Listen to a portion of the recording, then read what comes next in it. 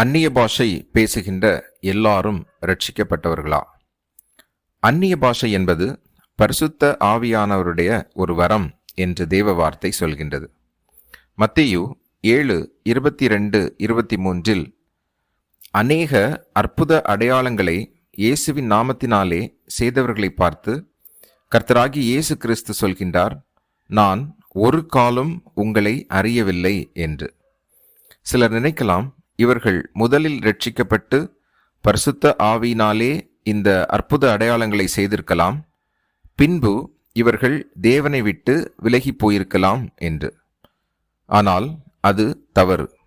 ஏனெனில் ஒருவன் ரட்சிக்கப்பட்டு உண்மையாகவே அவருடைய ஆவியினாலேயே இந்த அற்புத அடையாளங்களை செய்திருந்தால், நிச்சயமாக தேவன் நான் ஒரு காலும் உங்களை அறியவில்லை என்ற வார்த்தையை பயன்படுத்தியிருக்க மாட்டார்.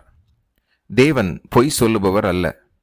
ஆக இங்கு சொல்லப்பட்டுள்ள அற்புத அடையாளங்கள் எல்லாம் பரிசுத்த ஆவியினால் செய்யப்பட்டது அல்ல, வஞ்சிக்கிற ஆவியினால் அல்லது ஒளியின் தூதனுடைய வேஷத்தை தரித்திருக்கிற பிசாசின் ஆவியினால் செய்யப்பட்டது.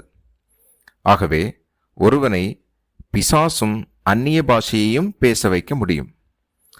அதனால் அந்நிய பாஷை பேசுகின்ற எல்லாரும் ரட்சிக்கப்பட்டவர்களாக இருக்க முடியாது.